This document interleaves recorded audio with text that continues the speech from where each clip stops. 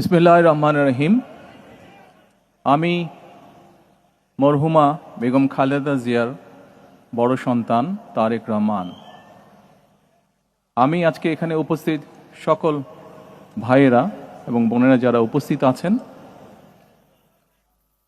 মরহুমা বেগম খালেদা জিয়া জীবিত থাকাকালীন অবস্থায় যদি আপনাদের কারো কাছ থেকে কোনো ঋণ নিয়ে থাকেন, দয়া করে আমার সাথে যোগাযোগ করবেন, আমি সেটি পরিশোধের ব্যবস্থা করব ইনশাআল্লাহ।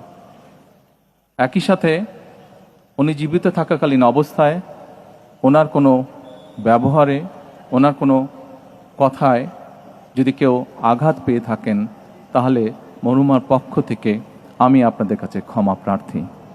দোয়া করবেন আল্লাহ তাআলা যাতে ওনাকে বেহেশত দান করেন। আসসালামু আলাইকুম।